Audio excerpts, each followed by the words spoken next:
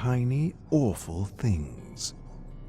Stories from the Witch Cafe, the Forever Horror. Welcome one, welcome all to the Moonstone. Please enjoy today's special pumpkin ghoul pie with, may I suggest, a cup of Frankenspice coffee, while I do my best to entertain you with tonight's story. This one comes from a challenge I received from friends to tell a scary story that could go on forever.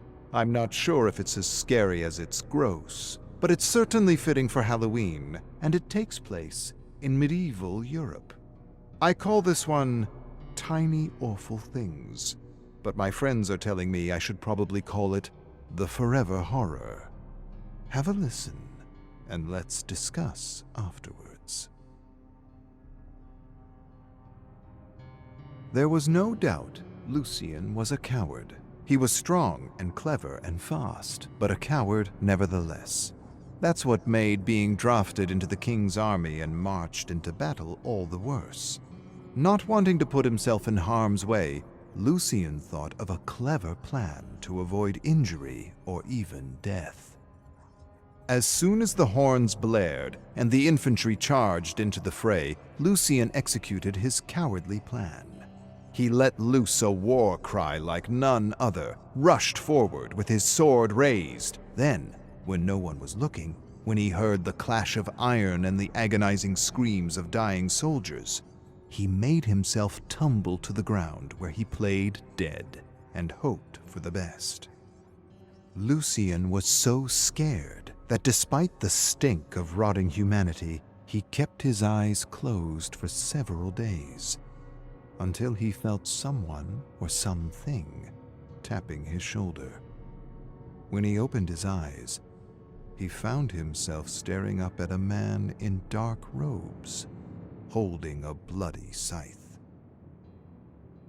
Lucien was staring at death. Or at least, that's what he thought. Actually, it wasn't death at all, but a lower-dimensional demon making the rounds, making mischief, pretending to be death, looking for someone, anyone, to torment. And if you know anything about lower-dimensional demons, you know that they absolutely delight in tormenting cowards. Cowards and narcissists. And so this lower-dimensional demon stared at Lucien with glowing red eyes, and told him his time had come, and asked if he had any last requests. Lucien, of course, extended a trembling hand and begged for his life. As the demon laughed and shook its ugly head, a thought came to Lucien, and he quickly begged for one last meal. The demon stepped back, smiled, and said he would entertain his last request. He told him he would allow him to live for as much time it would take for him to fill his belly with whatever he could find on this battlefield. No, not battlefield, buffet. This buffet of death. Lucien didn't know what to do. He didn't know what to eat. He wasn't a cannibal, and he certainly didn't want to commit any kind of sin before dying. He was about to surrender to his fate when he felt something squirm by his hand. He looked down, and that's when he saw the tiny, awful things squirming out of the bloated belly of a corpse, falling on his hand. Desperate, Lucien did the unthinkable. With a miserable sigh, he plunged his hand into the rotting belly, felt around the stinking, oozing innards, and soon pulled out a dangling white maggot. Swallowing a thickness in his throat, he held the tiny, awful thing up in the moonlight, then opened his mouth and let the maggot plop onto his tongue. The demon winced in disgust, laughed in disbelief, then said some words in a strange, unknown language. Lucien didn't understand any of it, but he thought he might have been cursed as he strangely began to feel a great insatiable hunger for maggots. More than this, he even began savoring them as one might savor a fine wine or coffee, enjoying to his disbelief the aftertaste. I guess we can say that as a coffee bean soaks up the essence of the tree and land it grows upon, a maggot soaks up the essence of the corpse it feeds upon. The demon smiled at Lucian as he desperately tried to delay the inevitable. When Lucian finally finished savoring the maggot, the demon told him his time was up. But Lucian shook his head and said his belly wasn't full yet. Then he approached a corpse that had been crushed by a club. Blood and gore spilled out of the eye sockets like spaghetti and meatballs. And there, in the spaghetti and meatballs, tiny awful things squirmed. Lucian plucked another maggot and plopped it onto his greedy, salivating tongue. Robust, earthy, slimy, a velvety maggot that bursts with herbal notes and soothes with its fresh and bold character. The demon smiled at the coward and said his time was up. But Lucian shook his head and said his belly wasn't full yet. Then he approached a corpse that had been diced into small pieces by an axe. Chunks of bone and intestine festered in pools of blood like stew. And there in the stew, tiny awful things squirmed. Lucian plucked another maggot and plopped it onto his tongue. Bold, yet fruity, chewy, a sweet maggot with delicate hints of citrus. The demon smiled at the coward and said his time was up. Lucian shook his head and said his belly wasn't full yet. Then he approached a corpse that had been trampled by horses and marching soldiers. Pieces of skull and brain fermented in bile and blood, like a delicious dipping sauce for veggies. And there in the dipping sauce, tiny awful things squirmed. Lucian plucked another maggot and plopped it onto his tongue. Herbal, intense, mushy. A full-bodied maggot rich in flavor. The demon smiled at the coward and said his time was up. And as you can imagine, the story goes on and on, 'cause the demon enjoyed watching this coward grovel like a maggot for his life. And since it goes on and on, I would appreciate some help telling it, at least until we run out of tiny, awful things. Please pass this bowl of putrid guts and gore around the moonstone. I invite you to reach inside and choose a tiny, awful thing to savor. Please feel free to describe its flavors, and let's not spare any gory, juicy, mushy details.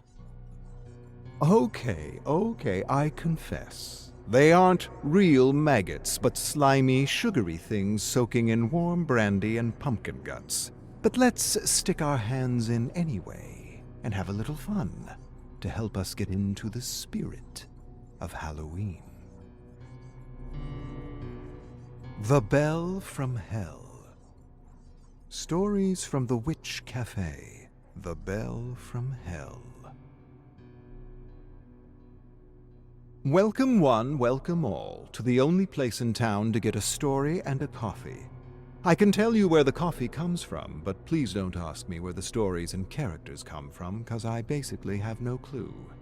Some say it's the aroma of freshly brewed coffee that inspires me. Others say I'm able to tap into the endless memory streams pouring out of the infinite kettle that is the multiverse. I think it's a little bit of both. This one comes from the grains I observed at the bottom of my espresso cup a few days ago. It kind of resembled a bell, and so I'm calling this one The Bell from Hell. Toby and his sister Tina were always up to no good. and this time they snuck into the old overgrown junkyard that many claimed was haunted. Despite the rumors, the teens played in the rusty wrecks, honking horns, kicking windshields, and of course, scaring each other to hell. "It's fun here," Toby said. "It is," Tina agreed. As the night wore on, Toby hid in the trunk of an old sedan with the intention of scaring his sister. But Tina followed a trail he unwittingly left and, "Rawr!" scared him instead. Toby cursed, and Tina ran off promising she would get him again. She quickly rushed to the old compactor and hid in a half-squashed station wagon filled with a strange black fog. That's odd, she thought, and didn't think any more of it. But she probably should have thought a little more of it, since strange black fog isn't exactly an omen, as you know from my previous stories. Anyhow, Tina waited patiently in the back seat. When an hour passed, she began to worry. Slowly, she craned her head to peek out the window when... Rah! Toby slammed the station. Tina nearly jumped out of her skin, hitting her head against the ceiling of the half-crumpled car.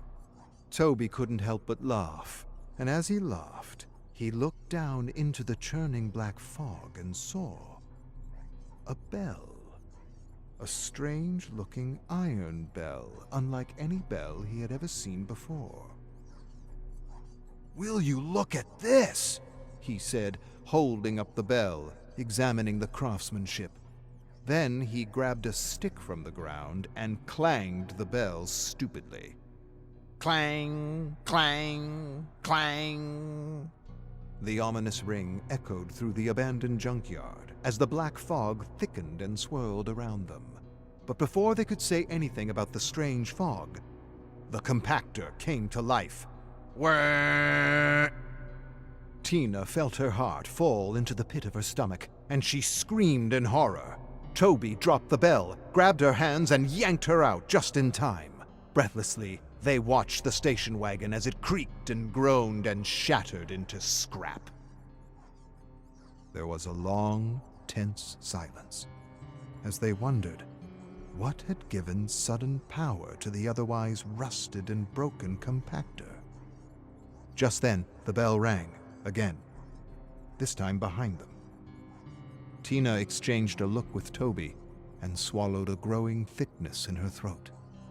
They turned slowly to face nothing. Absolutely nothing. Nothing but the swirling fog. It was probably just their imaginations. Or was it? For just as they released a collective sigh, the bell rang once again, and something suddenly materialized out of the fog. Within moments, they were face to face with a wraith. The wraith instantly grabbed Toby by the neck with one arm and lifted him high in the silvery moonlight, his feet dangling, his arms flailing, his lips quivering with fear. Tina gasped and stumbled back to her haunches. The wraith smashed Toby against the ground with a powerful thud. He raised a rusted wheel wrench and proceeded to bludgeon his head to scrap, blood and gore splattering everywhere. Then the wraith turned to face Tina with his creepy bell and dead eyes. Covered in her brother's warm blood, Tina screamed until her lungs gave out and waited for the bell to toll. Now, what the siblings didn't realize was that they had entered a kind of dimensional pocket that had brought them to another world. See, there are these pockets or holes in the world that lead to all kinds of dark places. Places that defy reality. Dark places that make all our combined depictions of hell seem like a flower garden. But that's another story for another dark and creepy night. Let's just say that for Toby and Tina, death was not an escape. Wrath of the Killer Pumpkins. Stories from the Witch Cafe. Wrath of the Killer Pumpkins. Welcome one, welcome all to the Moonstone Cafe. Tonight, seeing as we just made a batch of pumpkin spice cheesecake to go with our famous Halloween latte, I thought a story about pumpkins might be fitting. This story was told long ago in a village that once stood very close to where we all stand now, and I call this one Wrath of the Killer Pumpkins. The widow's name was Ulla, and more than anything, she wanted to win the annual pumpkin festival.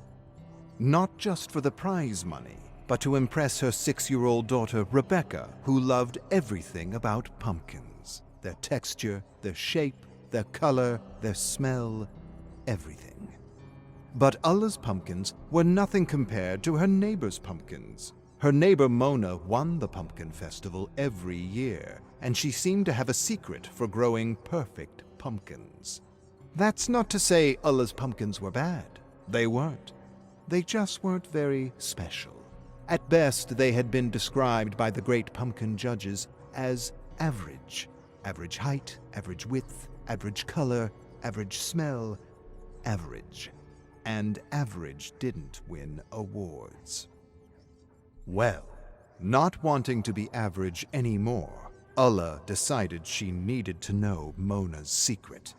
So one morning, she waited until Mona left for the market, and when she knew the coast was clear, she did the unthinkable. She snuck into her house. To Ulla's amazement, the kitchen was filled with glass jars containing pumpkin seeds of every variety. Each jar had a label that included a name, instructions, and some very peculiar symbols. Reading the labels, Ulla felt a cold shiver run through her body. She couldn't make sense of the names or symbols, and for a moment, just a moment, she suspected witchcraft. Part of her wanted to run, but the other part, the part that hated to lose, wanted a little help, a little boost, a fighting chance to win the festival and make her daughter proud. Ignoring her better instinct to run, Ulla found a jar labeled Mortificus Cucurbus. She scrutinized the label and read that these seeds would produce the biggest and brightest pumpkins, but that they were still quite unstable. The seeds were unstable. Ulla winced, and she had no idea what that meant or how pumpkin seeds could be unstable. She continued to read a warning: no blood, especially at night. She laughed out loud. Who in their right mind would feed a plant blood? Who would heed such a warning? And for a moment she really thought that maybe, just maybe, Mona was a witch. A powerful witch who could defy nature and modify and mutate seeds. Despite the creepy warnings, Ulla borrowed one seed, just one, from the Mortificus Cucurbus jar, convincing herself that she would give Mona back a seed from her winning pumpkin. With that promise, she convinced herself she wasn't stealing, and she quickly returned to her small, humble farm. No sooner did Ulla return home than she planted the seed in her garden. To her amazement, there was a visible pumpkin growing the very next day, and every day after that, more pumpkins appeared, linked to a thorny green vine, unlike anything she had ever seen before. Well, to be sure, Rebecca jumped up and down with joy at the sight of the massive pumpkins. She couldn't stop hugging and measuring and sniffing the pumpkins. When the time came, Ulla told Rebecca to choose a pumpkin for the festival. And as she selected the choicest pumpkin from the patch, she got so excited that she tumbled into the thick green vines and cut herself against the thorns. The vines and pumpkins trembled momentarily with sudden life. Ulla dismissed the sudden movement as the wind and proceeded to dress her daughter's wounds. Then she placed the chosen pumpkin on a wheelbarrow and pushed it to the market to face the judges of the Great Big Pumpkin Festival. It didn't take long to declare Ulla the winner, and Rebecca jumped up and down and she screamed and celebrated that they had finally won the festival. Ulla reveled in her daughter's joy and felt a great surge of pride. But that joy was short-lived when Mona suddenly emerged from the crowd, admiring the winning pumpkin and sniffing it as though searching for a signature scent, a telltale, proof that Ulla had stolen one of her seeds. Then she put her ear to the pumpkin and locked eyes with Ulla. For a moment, it seemed as though she wanted to say something. But then Mona smiled, gave the pumpkin a gentle caress, and walked away. Ulla watched Mona until she disappeared, and she told herself she would gut her winning pumpkin and return a seed back to Mona just as soon as she returned home.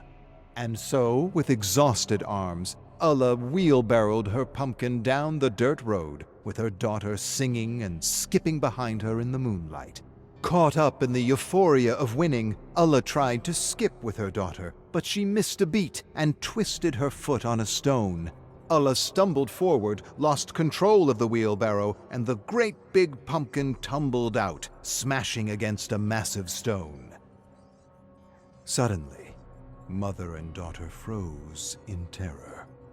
Thick orange liquid like blood poured out of the busted pumpkin. Through the cracks they could see something moving, something breathing. Ulla approached the pumpkin slowly. She hesitated, then placed her fingers in the pulpy crack and pulled and pulled and... Whee! A pumpkin baby burst out and attached itself to her face. Pulp dripping down her face and back, Ulla ripped the pumpkin baby off her face and smashed it repeatedly against the ground as it wailed and screamed and finally died. Then she dropped the limp, pulpy corpse in the grass and watched it melt into a thick orange puddle of steaming pumpkin pus. Ulla grabbed her daughter by the hand and rushed home, but when they reached home, the whole farm had been overrun by gigantic bright orange pumpkins and thick vines with thorns like knives.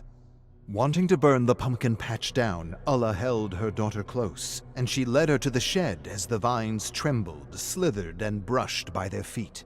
Then, all at once, the vines coiled around their ankles and... whap! Mother and daughter hit the ground as throbbing vines wrapped around them like hungry snakes. Ulla stared in horror as massive pumpkins seemed to suddenly hatch like giant orange eggs in the moonlight. From those pumpkins came creatures staggering on 2 legs with long, clumsy vines for arms. And as these killer pumpkins closed in on Ulla, she noticed they had orange and green skin and thick thorns for feet, and the faces. They resembled her daughter. Before she could make sense of what she was seeing, an evil vine coiled around her neck and head, and thirsty thorns pierced her skin and gorged on her blood, as hundreds of newborn pumpkin monsters wailed at the moon, and a cold darkness swept over her. As for the younglings, they grew and multiplied and went on a murderous rampage throughout the town. But rest assured, they were finally stopped by a few good witches with some pretty powerful spells. But that's another story for another dark and creepy night. Let's just agree that we shouldn't mess around with pumpkin seeds, and that we prefer to eat our pumpkins than be eaten by them.